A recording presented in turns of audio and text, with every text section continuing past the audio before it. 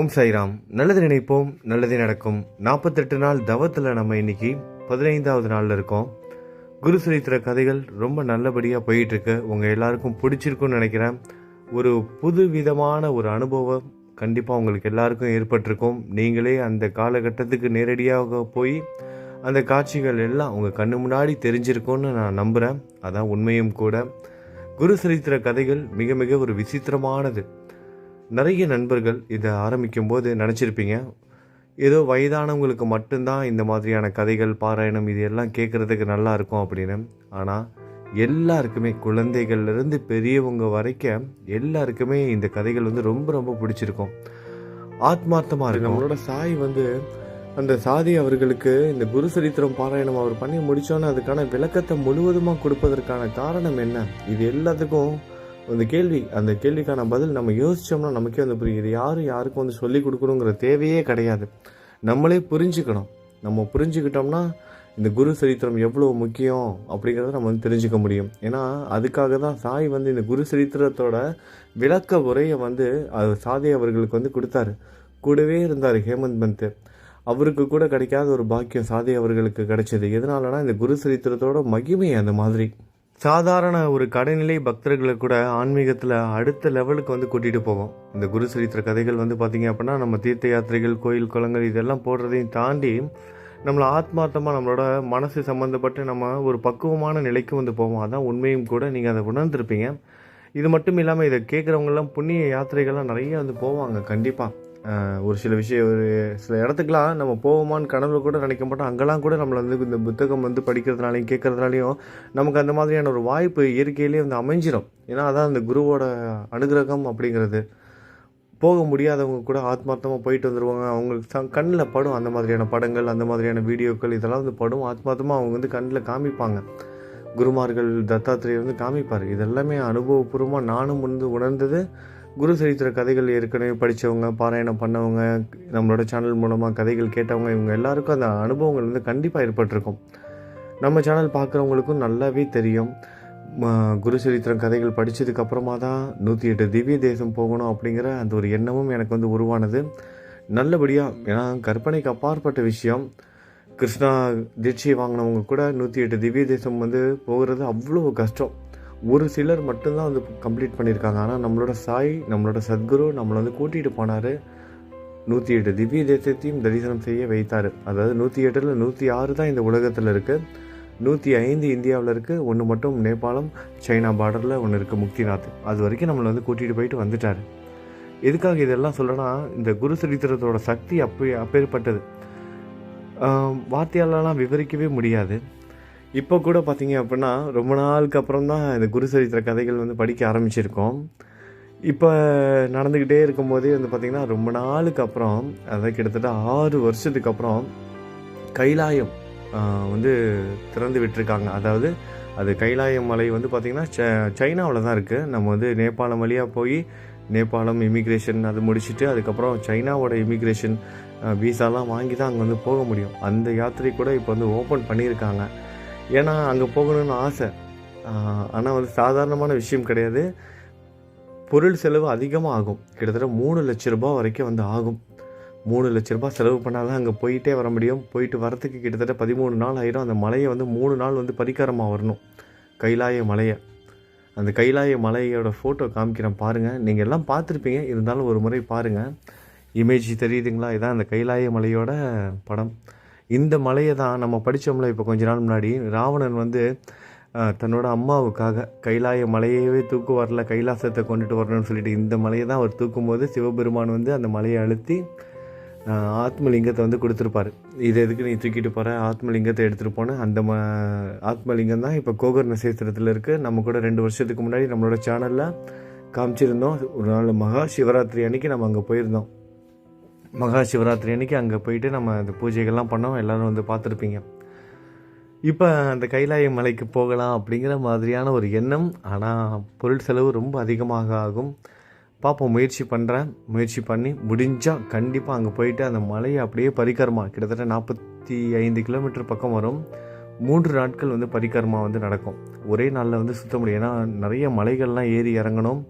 Oxygen level ரொம்ப கம்மியாக இருக்கும். ஏன்னா மிக மிக உயரமான இடம் அந்த இடம். ஆபத்தும் அழகும் நிறைந்த இடம். ஒரே நாளில் சுற்றி வர முடியாது. 45 கிலோமீட்டர், கிட்டத்தட்ட 3 நாள் அங்கே டென்ட்டெல்லாம் போட்டு தங்கி தான் வந்து சுற்ற முடியும்.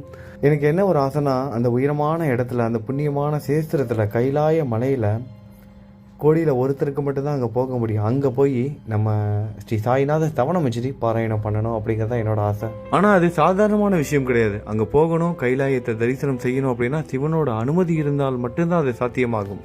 எல்லாருக்கும் அந்த பாக்கியம் கிடைச்சிடாது. பார்ப்போம் நம்ம சாய் நமக்கு அந்த பாக்கியத்தை ஏற்படுத்தி கொடுக்குறாரான்னு. முடிஞ்சால் நான் போயிட்டு வீடியோ மூலமாக உங்களை ஆத்மார்த்தமாக நான் கூட்டிகிட்டு போகிறதுக்கு முயற்சி பண்ணுறேன். நீங்களும் பிரார்த்தனை பண்ணிக்கோங்க. நான் போனேன் அப்படின்னா ஆத்மார்த்தமாக உங்களையும் கூட்டிகிட்டு போயிடுவேன். பார்ப்போம் எப்படி நடக்குது அப்படின்னு. சாய் வந்து உதவி செய்தால் மட்டும்தான் இது வந்து முடியும். ஏன்னா இது வந்து நம்ம கைக்கு அப்பாற்பட்ட விஷயம். ஆனால் நம்ம சாய் உதவி செய்யணும்னு நினச்சிட்டாருன்னா எப்படியாவது நமக்கு உதவி செய்வார். நம்ம அங்கே போனோம் அப்படின்னா கட்டாயம் நம்ம ஸ்ரீ சாய்நாத தவணமஞ்சரி அங்கே உட்காந்து படிப்போம். சரி வாங்க, இன்னைக்கு அத்தியாயம் வந்து பார்க்க ஆரம்பிக்கலாம். அதாவது 15வது நாள் தவம். நாமதாரகன்ட்ட சித்த முனிவர் சொல்லிக்கிட்டு இருக்காரு. இப்போ வைத்தியநாதத்தில் மறைமுகமாக 1 வருடம் வந்து நரசிம்ம சரஸ்வதி குரு அவர்கள் அங்கே இருந்ததுக்கப்புறம் அந்த இடத்தை விட்டுவிட்டு கிருஷ்ணா நதியின் மேற்கு திசையில் சென்று பில்லவடி கிராமத்தில் புவனேஸ்வரி தேவி சன்னதியை அடைந்து அங்கு கிருஷ்ணா வேணி நதிகளின் சங்கமத்தில் உள்ள அத்தி மரத்தின் அடியில் சில காலம் வாழ்ந்தார். ஒரு விஷயம் இந்த டைமில் நான் சொல்லிக்கிறேன்.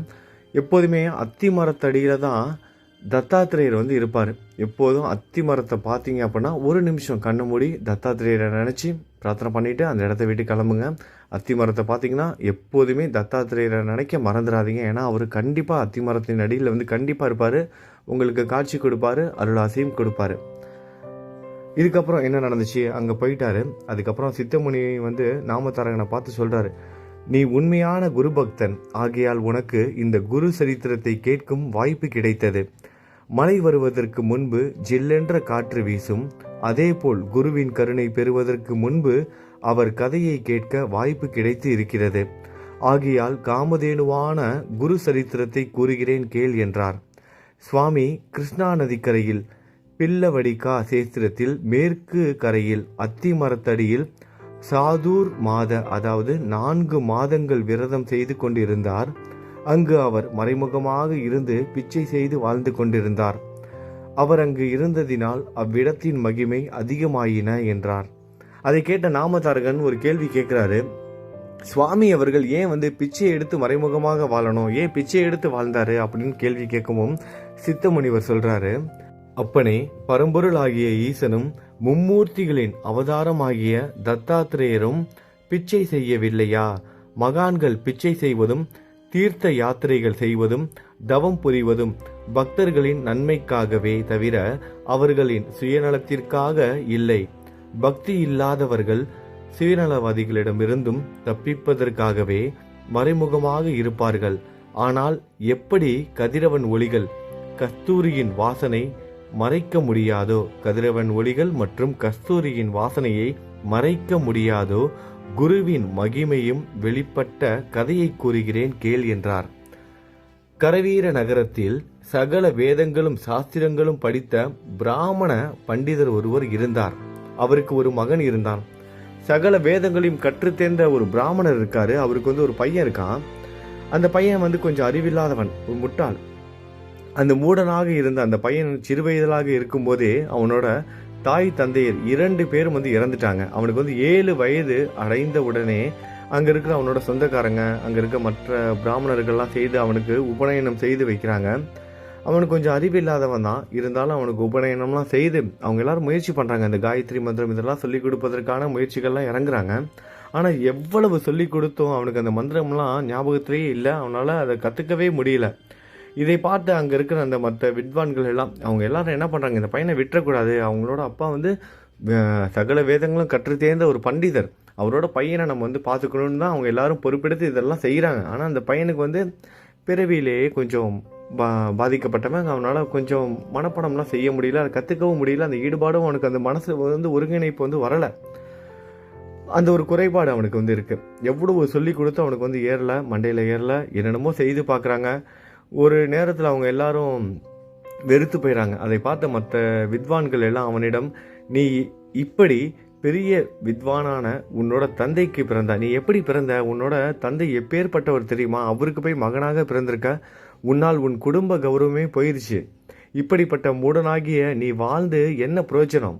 கல்லை கட்டிக்கிட்டு பேசாமல் ஆற்றுல குதிச்சு செத்துரு, தற்கொலை பண்ணிக்கோ அப்படிங்கிற மாதிரியான கண்ணா பண்ணு திட்ட ஆரம்பிக்கிறாங்க. ஏன்னா எவ்வளோ முயற்சி பண்ணுறாங்க, எவ்வளோ சொல்லி பார்க்குறாங்க, அவனுக்கு தலையில் ஏறவே மாட்டேங்குது. நீ கல்வி அறிவற்றவன், அதாவது ஒரு கல்வி அறிவு இல்லாதவன் மாடை விட ஒரு கேவலமான ஒரு பிறவியாவான். கல்வி அறிவு தான் ரொம்ப முக்கியம். மாட்டுக்கும் நமக்கும் என்ன வித்தியாசம்? கல்வி அறிவு இல்லைன்னா நீ ஒரு மாடை விட கேவலமானவன். கல்வி அழியாத செல்வம். கல்வி கற்றவங்களை மட்டும்தான் இந்த உலகம் போற்றும்.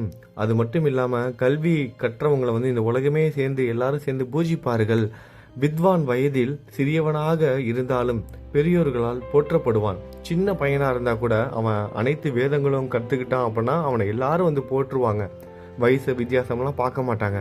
இப்படி மற்றவங்க அவனை சுற்றி இருக்கவங்கெல்லாம் பேசுகிறத கேட்டு அவனுக்கு என்ன செய்கிறதுனே தெரியல. ரொம்ப மனமுடைஞ்சு போய் இப்போ நான் என்னதான் செய்யணும், நான் என்ன தவறு செய்தேன், இந்த பிறவியில் நான் மூடனாக ஏன் பிறந்தேன், நான் நன்றாக படித்து வித்வானாவதற்கு ஏதாவது உபாயம் இருந்தால் கூறுங்கள் அப்படின்னு வேண்டி கேட்டுக்கிறான். ஏதாவது வழி இருந்தால் சொல்லுங்க, நான் முயற்சி பண்ணுறேன் அப்படின்னு சொல்லி கேட்குறான். அதற்கு அவங்க, நீ உனக்கு எவ்வளவோ சொல்லி கொடுத்துட்டப்பா, ஆனால் உனக்கு படிப்பு வரலை, இனிமேல் என்ன செய்தாலும் உனக்கு படிப்பே வராது, அதனால் நீ பிச்சை எடுத்து தான் பிழைச்சாகணும், நீ பிச்சை எடுத்தால் மட்டும்தான் உன்னால் வாழ முடியும், உன்னால் எதையும் கற்றுக்க முடியாது, உன்னால் உன்னோட குல கௌரவமே நாசமாகி போயிடுச்சு, உன்னோட வம்சமே வீணாகிருச்சு அப்படின்னு அவங்க எல்லாரும் அவனை பற்றி பேசுகிறத கேட்ட அவன் மன வேதனை அடைந்து தன்னோட உயிரை விடுவதற்காக ஒரு காட்டு வழியாக பிள்ளவடி கிராமத்திற்கு வரான். அதாவது எங்கேயாவது கண்காணாத இடத்துக்கு போய் தற்கொலை பண்ணிக்கலான்னு முடிவு பண்ணிட்டான். அந்த ஊரில் கூட இருக்க வேணாம், அங்கேருந்து நம்ம தற்கொலை கூட பண்ணிக்க வேணாம், இவங்க கண்ணிலலாம் நம்ம மாட்டாமல் எங்கேயாவது போயிடுவோம், தப்பிச்சு போய் எங்கேயாவது கண்காணாத இடத்துல போய் நம்ம தற்கொலை பண்ணி செத்துடலான்னு ஒரு காட்டு வழியாக நடந்து பிள்ளவடி கிராமத்திற்கு வரான். அங்கு புகழ்பெற்ற புவனேஸ்வரி அம்மன் கோயிலுக்கு சென்று அங்கே ஒரு கோயில் இருக்குது, அந்த கோயிலுக்குள்ளே போகிறான். அந்த அம்மனை பார்த்தோன்னே ஏதும் சாப்பிடாமல் எனக்கு கல்வி அறிவு வேணும் அப்படின்னு 3 நாட்கள் கடுமையாக விரதமிருந்து புவனேஸ்வரி அம்மன்ட்ட வேண்டுதல் வைக்கிறான். எவ்வளவோ வேண்டுதல் வைத்தும் 3 நாட்கள் கடினமாக பிரார்த்தனைகள் செய்தும் விரதங்கள் இருந்தும் எந்த ஒரு பிரயோஜனமும் இல்லை, அம்மனோட தரிசனம் கிடைக்கல. அதனால அவன் ஒரு கட்டத்தில் தன்னோட பொறுமையை இழந்து அவன் என்ன பண்ணுறான், புவனேஸ்வரி அம்மா, நான் உங்ககிட்ட 3 நாட்களாக கடுமையாக விரதம் இருந்து உங்களோட தரிசனத்திற்காக ஏங்கி நிற்கிறேன், ஆனால் உங்களோட தரிசனம் நீங்கள் எனக்கு தர மாட்டீங்க அப்படின்னு சொல்லிட்டு கொஞ்சம் கூட யோசிக்காம தன்னோட நாக்கை அவனாகவே அறுத்து, அந்த அறுத்த நாக்கை என்ன பண்ணுறான், அம்மனோட பாதங்களில் வைத்து நீங்கள் இப்பயாவது தரிசனம் கொடுங்க, அப்படி தரிசனம் கொடுக்கலனா என்னோட தலையை அறுத்து, அதாவது என்னோட கழுத்தை நானே அறுத்து கொண்டு என்னோட தலையை எடுத்து உங்களோட பாதங்களில் வைத்து என்னோட உயிரை விடுவேன் அப்படின்னு சபதம் செய்கிறான். அப்பொழுது தேவி கருணை புரிந்து அவன் கனவில் தோன்றி, மகனே, நீ ஏன் என்னிடம் கோபித்துக் கொள்கிறாய்? மும்மூர்த்திகளின் அவதாரமான ஸ்ரீ குரு கிருஷ்ணா நதியின் மேற்கு கரையில் அத்திமரத்தின் அடியில் இருக்கிறார், நீ அவரிடம் சரணடைந்து விடு. புவனேஸ்வரி அம்மன் தோன்றி சொல்றாங்க, அவனோட கனவுல தோன்றி, நீ என்கிட்ட ஏன் கோவப்படுற? கிருஷ்ணா நதிக்கரையின் மேற்கு கரையில் அத்தி மரத்துக்கு அடியில் நரசிம்ம சரஸ்வதி குரு இருக்காரு, அவர்கிட்ட நீ போய் சரணடைஞ்சிரு அப்படின்னு சொல்றாங்க. உடனே அந்த சிறுவனும் எழுந்து சந்தோஷமாக நடக்க தொடங்குறான். ஓடுகிற கிருஷ்ணா நதியை தாண்டி மேற்கு புறமாக போய் மேற்கு கரைக்கு சென்று அத்தி மரத்து அடியில் இருக்கும் ஸ்ரீ குருவின் பாதங்களில் தன் சிரம் வைத்து தன் தலையை வைத்து வணங்குறான். உடனே சுவாமி அவர்கள் சந்தோஷம் அடைந்து அவன் தலையில் தன் கரத்தை தன் கையை வைத்து ஆசீர்வதிக்கிறாரு. உடனடியாக அவன் தன்னோட நாக்கு அறுத்துக்கிட்டால அந்த நாக்கு அவனுக்கு திரும்பவும் கிடைக்குது, நாக்கு ஒன்றாக சேருகிறது. அதுக்கப்புறம் குருவின் ஆசீர்வாதத்தால் அவன் அனைத்து சாஸ்திரங்களும் வேதங்களும் பெற்று பண்டிதனாகி ஸ்ரீ குருவிடம் விடை பெற்று தன்னுடைய கிராமத்திற்கு திரும்ப சென்று உலக புகழ் பெற்று எல்லா சுகங்களுடன் வாழ்ந்தான். நம்ம நாளைக்கு அடுத்த நாள் பதிவில் சந்திக்கலாம். நல்லதை நினைப்போம், நல்லதே நடக்கும். ஓம் சாய்ராம்.